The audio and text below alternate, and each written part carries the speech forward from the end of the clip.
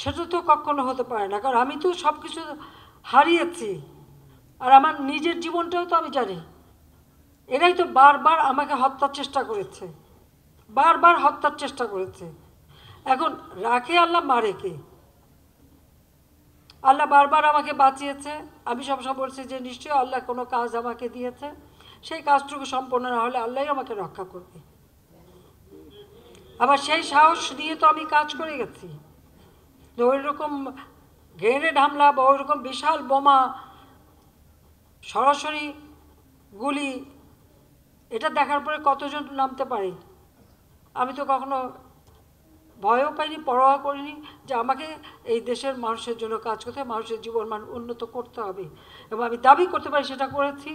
এমনকি যেটা আমি লক্ষ্য স্থির করেছিলাম 2021 সালের মধ্যে বাংলাদেশকে একটা জায়গায় নিয়ে আসবো, আমরা বাংলাদেশকে উন্নয়নশীল দেশের মর্যাদা এনে দিয়েছি।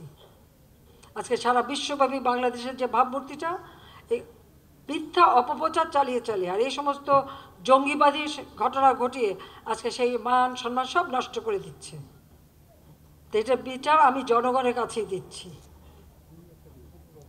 জনগণই দিচ্ছি। এমনভাবে পোড়ানো, সেই গাজায় যেভাবে হাসপাতালে বোমা হামলা করে ধ্বংস করা, যেভাবে শিশু হত্যা করা, মানুষ হত্যা করা, ঠিক সেই একই ঘটনার জন্য এখানে ঘটনা হচ্ছে। এটাই হচ্ছে সব থেকে দুর্ভাগ্যের। আজকে আমি জানি জাতির পিতা আজকে আমাদের মাঝে নেই, কিন্তু তার আদর্শ নিয়েই দেশটাকে গড়ে তুলেছিলাম, কিন্তু সেগুলি আজকে ধ্বংসস্তূপে পরিণত করে এমনকি মানুষের জীবন কেড়ে নিয়েছে। এদের বিচার একদিন হবে।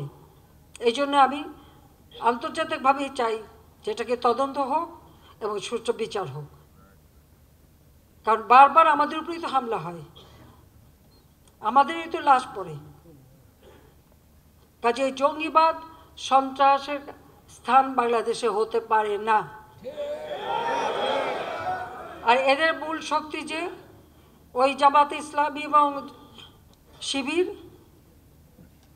যারা একেবারে মানে অস্ত্র শস্ত্র ট্রেনিং দিয়ে তারা নামে, এই তাদেরকে আমরা এখান থেকে ব্যান করে দেওয়া হবে।